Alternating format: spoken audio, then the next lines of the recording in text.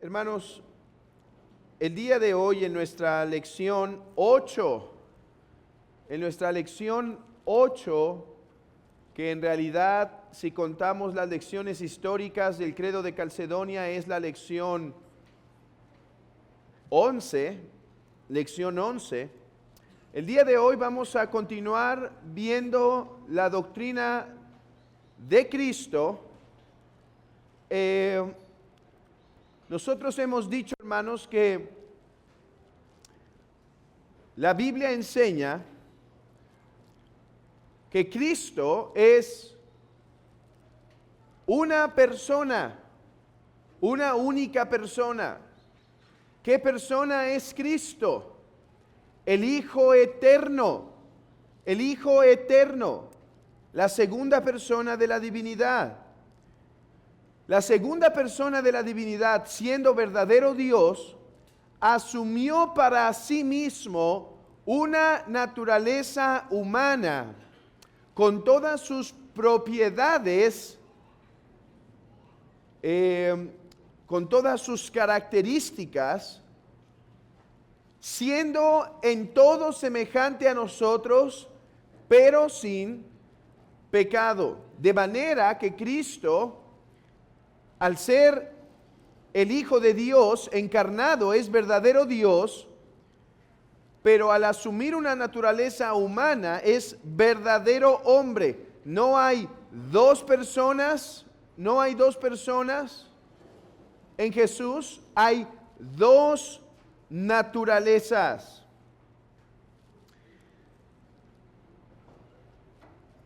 Hemos expuesto varias cosas a fin de que esta verdad quede bien cimentada y arraigada en los corazones de la iglesia. Y el día de hoy vamos a tratar de manera breve un debate que se dio en la iglesia, sobre todo en el tiempo de la Reforma Protestante. Hermanos, ustedes saben que los sermones de domingo en la mañana y domingo en la tarde, el pastor Fernando y yo hemos tratado de eliminar la mayor cantidad de palabras rimbombantes y ser tan simple y tan sencillo como sea posible, sin dejar de ofrecer a la iglesia una buena nutrición, algo de carne. No obstante, en los estudios tenemos la libertad de tratar temas a manera de instrucción teológica un poco más complicados. Por eso es que hoy vamos a tratar un debate que de hecho el mismo nombre ya nos presenta algo de dificultad. El nombre de este debate se llamó, como dice en sus boletines, y les recomiendo que los tengan a la mano, y si alguien no los tiene, levante su mano para que les regalen un boletín. Pero el día de hoy va a ser muy útil. Bueno, siempre espero que sea útil, pero hoy va a ser necesario más bien, sobre todo por estos nombres rimbombantes. El debate que vamos a analizar hoy, ¿por qué estamos analizando estos tres debates? La semana pasada fue el debate de la voluntad de Cristo, si hay una o dos, y dijimos que la Biblia dice que hay dos voluntades en Cristo. Bueno, la Biblia nos hace decir que hay dos voluntades en Cristo. Hoy vamos a tratar otro debate y Dios mediante en un par de semanas trataremos otro debate. ¿Por qué estamos tratando estos debates? Para perfeccionar nuestra doctrina, hermanos. Para perfeccionar nuestra doctrina, para que entendamos correctamente lo que creemos respecto a Cristo. Este debate se llamó el famoso Communicatio Idiomatum. Pueden ver, ya desde aquí empieza la dificultad. Communicatio Idiomatum. ¿De qué trata este debate?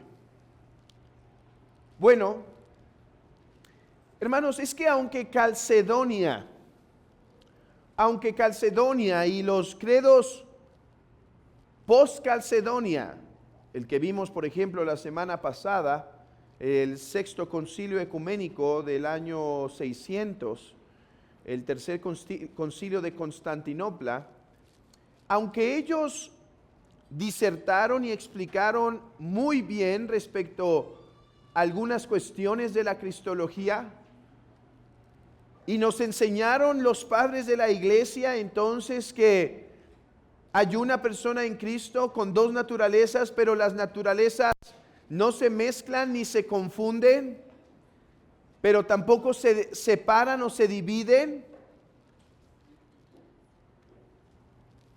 Aunque Calcedonia nos dio ese marco de referencia, no obstante, todavía quedaron algunas preguntas. Por ejemplo, la que vamos a tratar hoy. Es cierto, no hay una separación ni mezcla de las naturalezas, pero ¿cuál es la comunión, la relación que sí existe entre esas naturalezas? ¿Hay una o no hay?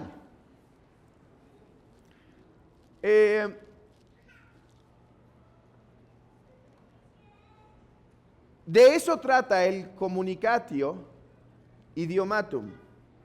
Déjenme ponerlo en las palabras de otro autor. Se define el Communicatio Idiomatum como la participación o impartición de propiedades distintivas, divinas y humanas en su única persona. O escuchen esta otra. Esta doctrina enseña, el Communicatio, que cada naturaleza mantiene sus atributos distintivos particulares. Calcedonia, cada naturaleza mantiene sus distintivos particulares. Pero entre estas hay un tipo de comunión. A ver, cuidado. No es una comunión como de personas, como si me comunicara con otra persona, porque ¿cuántas personas hay en Cristo? ¿Cuántas? Una. Y esta única persona tiene dos naturalezas. Por lo tanto, esta única persona, o sea, esta persona única, quiero decir, actúa de ciertas maneras, siempre siendo una sola persona, pero haciendo lo posible, ya sea por una de sus dos naturalezas. Ok, ¿cuál es la relación entre esas dos naturalezas? Hermanos, ese es el debate que vamos a tratar de exponer hoy. Ahora, quiero decirles algo. Como cada tema que he traído aquí el domingo en la mañana, este es un debate complejo. Ayer, mientras volvía a refrescar mi mente de estas verdades, la curiosidad me volvió a hacer a levantar algunos libros que tenía por ahí. Hermanos, solo para comentarles, que vean lo complejo del tema. Hay una tesis doctoral de un erudito en donde trata en cerca de 400 páginas este debate. Este debate es complejo, pero yo voy a intentar darlo de la manera más sencilla. Esto solo es introducción, esto solo es para que ustedes sepan bien cuál es la verdad que nosotros confesamos como cristianos. Ahora, para facilitar esto, espero que para facilitar, déjenme platicarles lo que ocurrió entre protestantes y luteranos en los años 1500, que se consumó en una famosa junta, la reunión de Marburg, en donde un rey tenía la intención que los luteranos y los reformados dejaran de estar separados por doctrinas y caminaran juntos, pues era necesario, más a la luz de ciertos debates, de ciertos ataques de reinos, de algunos reinos. De hecho, es el mismo tiempo donde está Zwinglio, y Zwinglio va a participar en esta dieta de Marburg.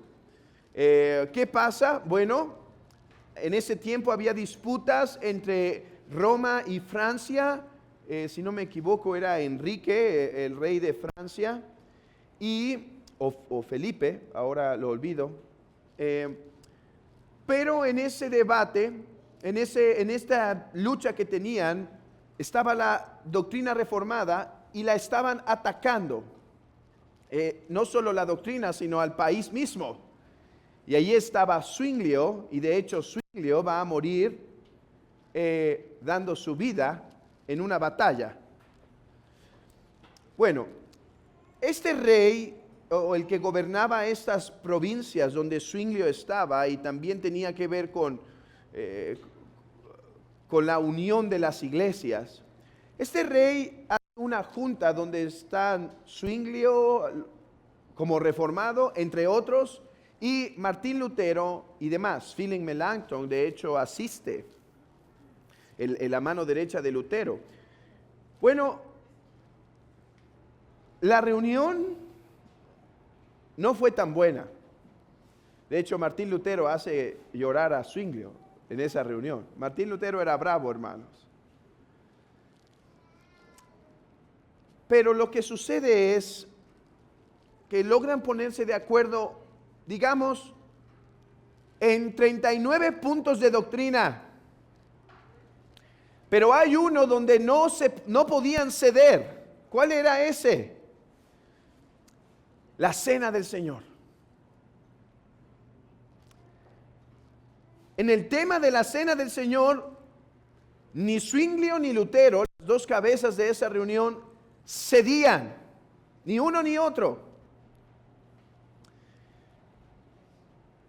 Zwinglio decía que la presencia de la cena de Cristo en la cena del Señor era más memorial y un tanto espiritual. Pero Lutero decía que no, que de hecho era real,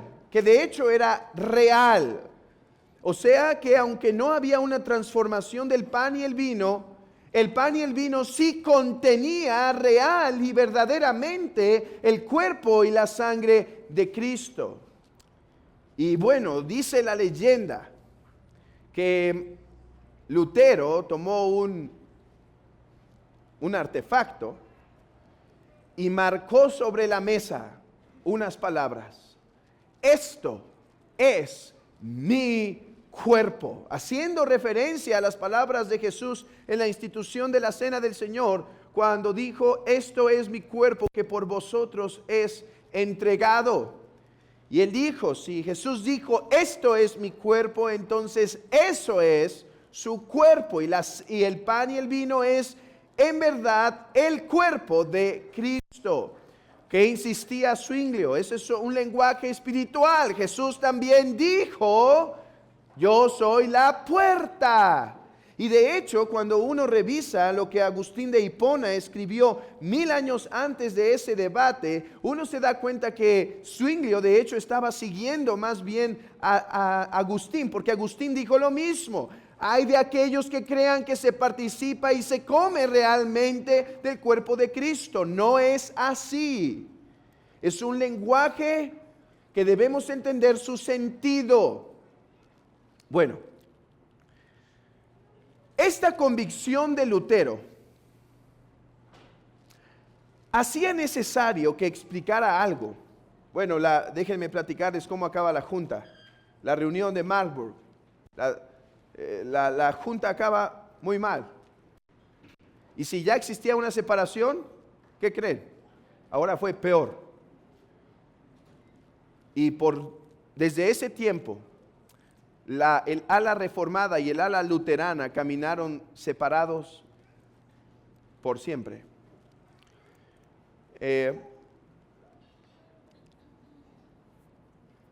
Interesante ver en la historia cómo Dios usa a hombres para grandes cosas como a Lutero. despertar a la iglesia del adormecimiento, pero ese hombre con todas sus debilidades y faltas también comete grandes errores que afectaron el reino. ¿Quién sabe qué hubiera sido si la reforma se hubiera unido, luteranos y reformados? Pero bueno, esa es otra historia. Regresando al tema, esta creencia de Lutero en que el cuerpo de Cristo estaba realmente en la Santa Cena, les hacía resolver un problema. ¿Por qué? ¿Cuál problema, hermanos? Cristo resucitó. Cristo resucitó de los muertos y ahora está con su cuerpo en los cielos. Cristo no dejó de ser hombre. Su oficio de mediador lo tendrá por la eternidad. Y si Él deja de ser hombre, nosotros dejamos de tener paz con Dios, porque ya no tendríamos mediador a quien hacer referencia como aquel que pagó por nuestros pecados. Cristo está a la diestra del Padre. Ahora, ese es un lenguaje metafórico porque el Padre no tiene diestra, el Padre no tomó carne. Pero Cristo está literalmente con un cuerpo físico real. Tanto así, es así que en Hechos capítulo 1, Jesús dice, los ángeles dicen a los discípulos, a este Jesús, así como lo viste ir, así lo vendrán venir. Entonces la pregunta es, ¿cómo es que Cristo está con su cuerpo en los cielos, pero también su cuerpo está en el pan y su sangre en el vino? Déjenme hacerles esta pregunta. Hermanos, ¿está Cristo presente con su iglesia hasta el fin del mundo? Sí.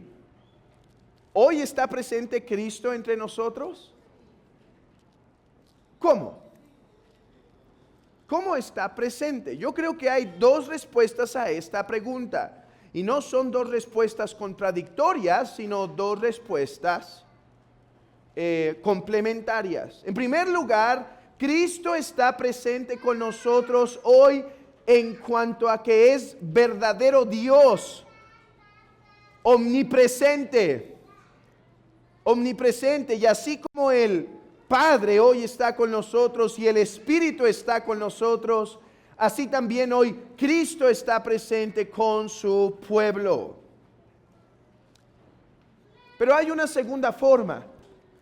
Yo creo que Cristo no solo está presente con nosotros como Dios, sino como mediador. ¿A qué voy? Como aquel que tomó cuerpo para estar con su iglesia. Pero creo que la manera en la que Cristo como mediador está presente con nosotros es por la obra directa e inmediata del Espíritu Santo. Ok.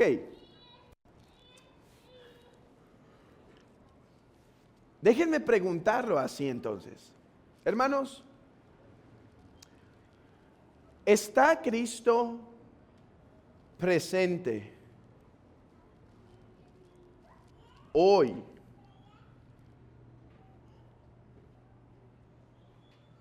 con su iglesia?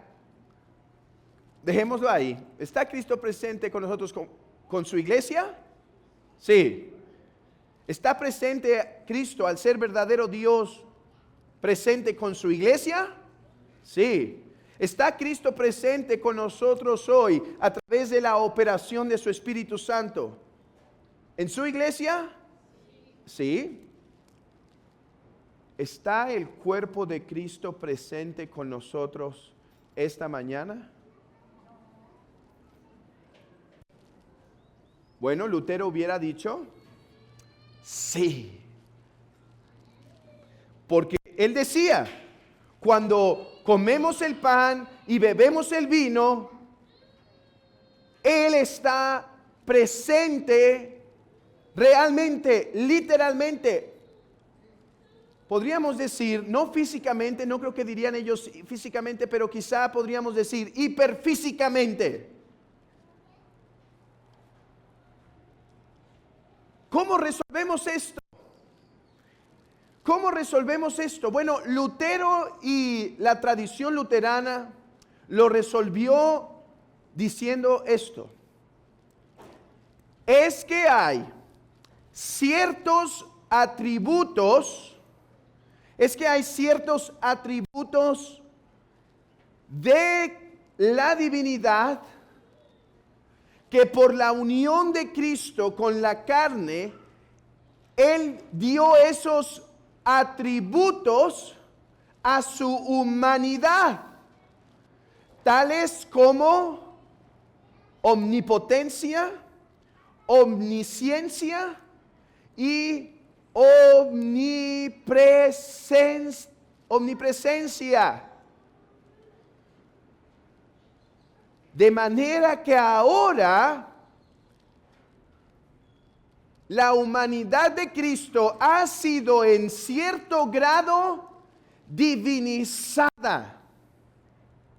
Y por eso es que, decía Lutero, y por eso es que está presente con su iglesia realmente en la cena. Y por eso cuando lo comemos el pan y bebemos el vino, estamos realmente participando, decía Lutero, de su cuerpo físico y de su sangre física.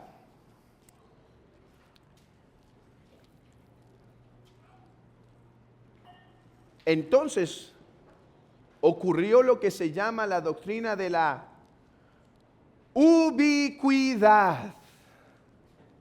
Ubicuidad.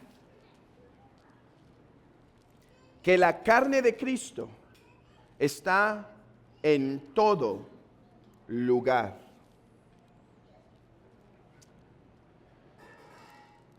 Los protestantes reaccionaron ante esta postura de Lutero y la tradición luterana.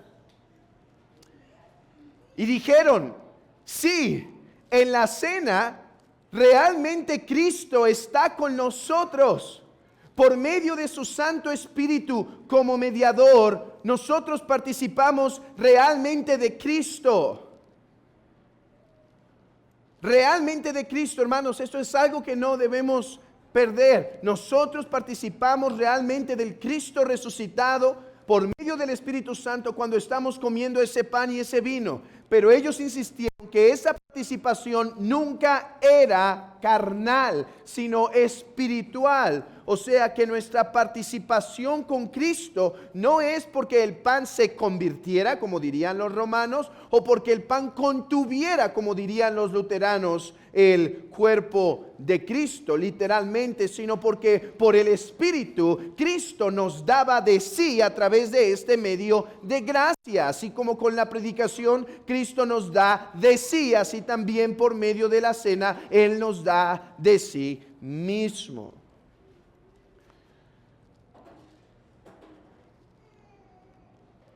Entonces, alguien podría pensar, entonces los protestantes rechazaron el communicatio idiomatum. Sí y no. Vean esto, rechazaron un tipo de communicatio idiomatum. ¿Cuál tipo de communicatium idiomatum? El luterano. Pero hubo otro que no rechazaron. Vean sus notitas. Quiero que vean conmigo en la primera página, en la primera sección, hasta abajo. Hay tres tipos de comunicatio, así que si ya estaba difícil eso del comunicatio idiomatum, prepárense porque vienen otros más. Se dice que hay tres, bueno, aquí van a variar algunos, puede haber 3 o 4, pero dejémoslo en 3. Hay 3 tipos de comunicatio. Uno es el que se llama aquí genus idiomaticum, el otro es genus apolesmaticum y genus majestaticum. Ok, déjenme ser breve en esto. Abran sus Biblias en Hechos 20:28. Hechos 20:28. Vamos a ver el primer tipo de comunicatio, el idiomaticum, el comunicatio idiomaticum, el que nosotros sí recibimos. Hay un tipo de comunicatio que nosotros no aceptamos, que es el majesticum, pero veamos los dos primeros que sí recibimos. Hechos 20:28. Por tanto, mirad por vosotros y por todo el rebaño en que el Espíritu Santo os ha puesto por obispos para apacentar la iglesia del Señor, el cual Él ganó por su propia sangre. ¿Cuál es el punto aquí? Que la palabra Señor es una referencia a Dios, ¿sí? O sea, se está hablando aquí de Cristo como verdadero Dios. Pero ¿cuál es el punto? El punto es que dice que el Señor, o sea, Jehová, ganó esta iglesia o compró esta iglesia con su sangre. ¿Cuál es el problema? Dios no tiene sangre. ¿Qué quiere decir esto? ¿Qué quiere decir el comunicatium idiomatum? El que nosotros sí recibimos. ¿Quiere decir esto, hermanos? Vean, que podemos decir de la persona de Cristo, podemos referir algo a la persona de Cristo que solo es propio de una de sus naturalezas. Déjenme repetir, que podemos decir algo de Cristo que solo pertenece propiamente a una de sus naturalezas, como aquí, Él ganó con su propia sangre. Déjenme darles otros ejemplos. Otro ejemplo, Cristo puede decir, antes que Abraham fuese, yo soy. Pero ¿cómo si apenas tiene 40 años? Debido a que la persona es el Hijo Eterno, es que pudo decir eso.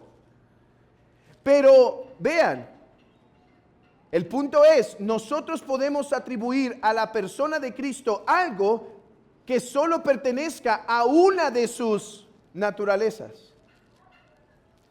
Ese es el fácil, aunque tiene más complejidad, pero ese es el fácil. 2. Otro que nosotros sí recibimos es el comunicatio apolesmaticum. ¿Qué quiere decir esto? Hermanos, que en cada acción que Cristo hizo, la hace ¿cuántas personas? Cada acción que Cristo hizo, ¿cuántas personas actuaron? Una. Pero nosotros confesamos que cada acción era una acción con dos energías, podríamos llamar, para usar la palabra griega, con dos fuentes de virtud, si se quiere poner así. Y esto es muy importante, hermanos. Esto es muy importante y ahorita lo voy a remarcar al final para que vean la importancia de esta doctrina. Lo voy a remarcar al final, pero entendamos esto. Yo les había dicho por algunas razones que está mal cuando preguntamos ¿quién murió en la cruz? ¿La humanidad o la divinidad? La pregunta está muy mal. En la cruz murió Jesucristo, que es verdadero Dios y verdadero hombre.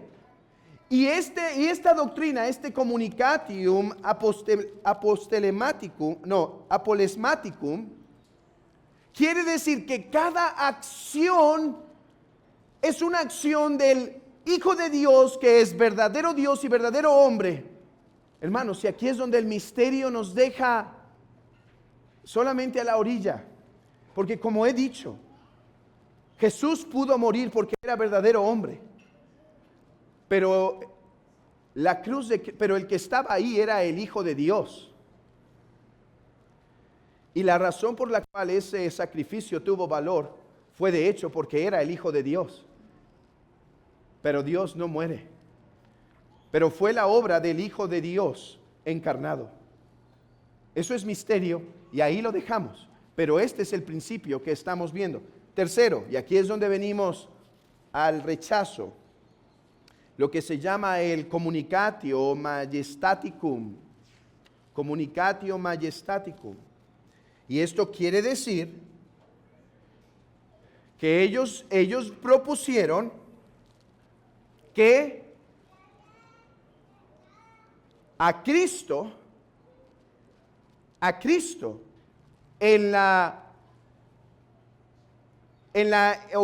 Cristo en la encarnación transfirió ciertos atributos divinos a la humanidad.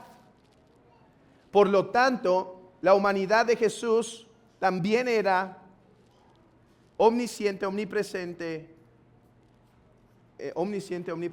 y omnipotente. Tres omnis.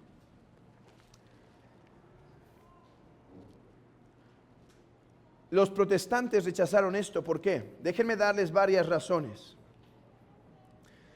¿Por qué rechazaron, aunque aceptaron las dos primeras, por qué rechazaron esta última?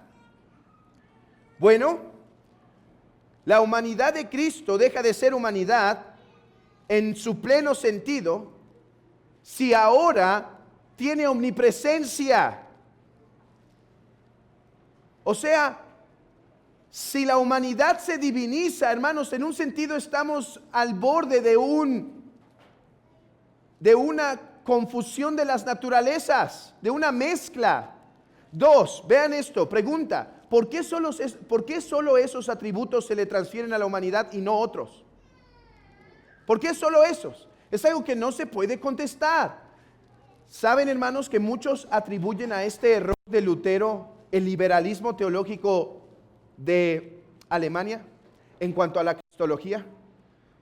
Lutero fue ortodoxo en su cristología en todos los casos. Aquí tuvo un error, pero fue ortodoxo. Pero, hermanos, empezar a suponer que en Dios hay ciertos atributos que son más importantes y que sí se pueden transferir, es empezar a meter en la doctrina de Dios y en la cristología unas semillas que después terminarían en liberalismo teológico respecto a Cristo. Otra pregunta, ¿por qué no? ¿Por qué solo la divinidad transfiere atributos y la humanidad no? ¿No hay una verdadera relación entre las naturalezas? ¿Por qué solo una?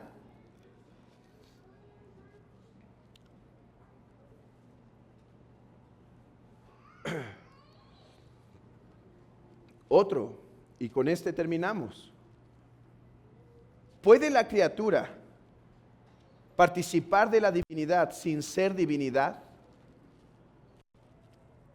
Así es como los protestantes, o la razón por la cual los protestantes rechazaron esa forma de ver la relación de las naturalezas. Ahora, hermanos, déjenme terminar este breve estudio.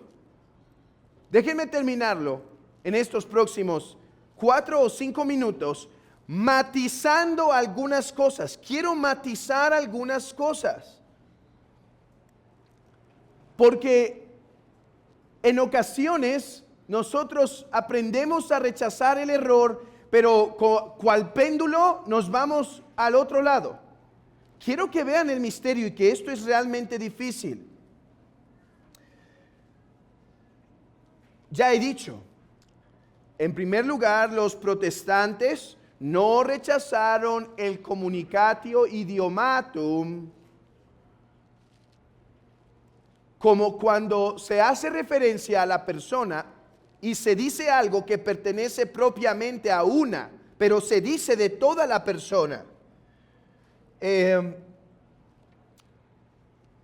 Por ejemplo, dice un autor, se puede decir que el Hijo de Dios nació, sufrió y murió, como dice Hechos 20:28 y Primera de Juan 1:17, pero también que el hombre Jesucristo existe desde la eternidad y desde el cielo. ¿Por qué?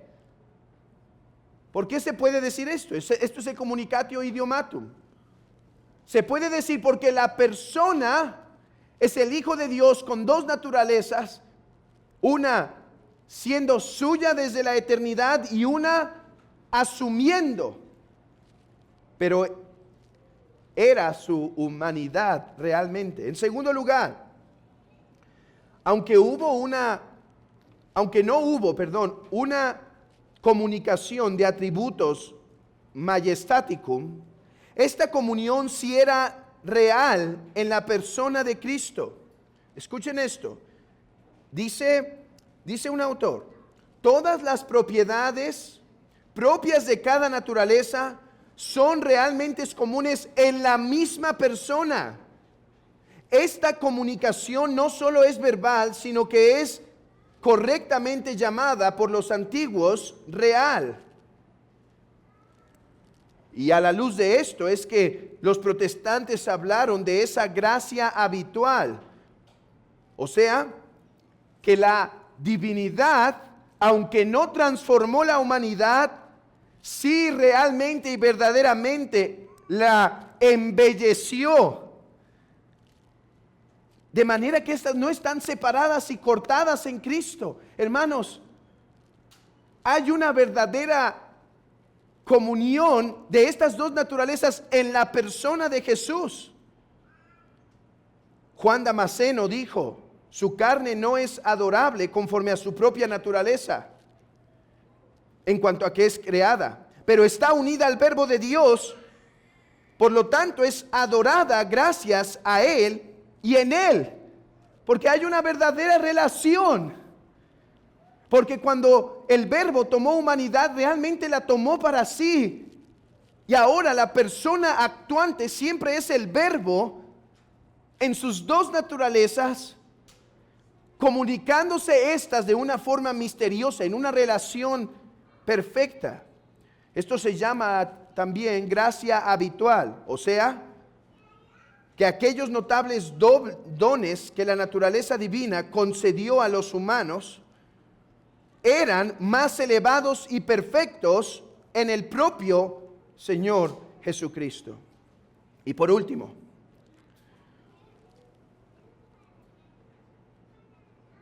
este elemento no lo debemos olvidar, aunque propiamente esta distinción no pertenece al comunicatio, lo que voy a decir, sino a la naturaleza de las obras como mediador, es pertinente recordarlo por cuestiones de precisión, que las verdaderas obras del mediador o de la redención tienen todas un carácter humano divino, es decir, todas tienen como causa eficiente al único sujeto personal indiviso en Cristo.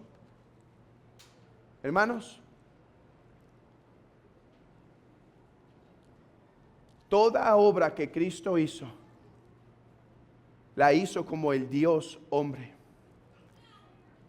Sí, Lutero, te equivocaste.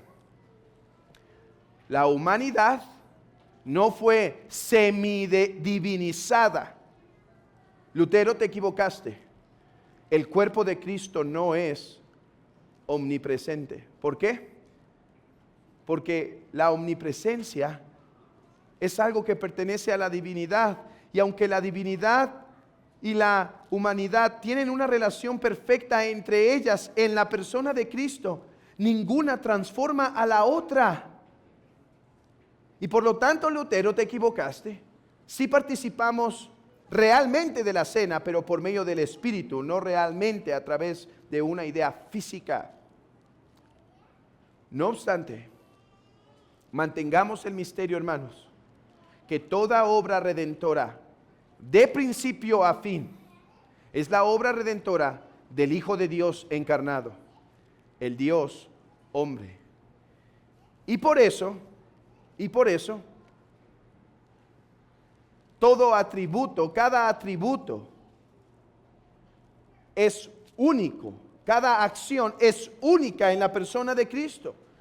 ¿Estamos de acuerdo entonces con Cirilo de Alejandría cuando dice: ay de aquel que pueda decir que los milagros de Cristo fueron como los de Moisés o los de algún otro profeta?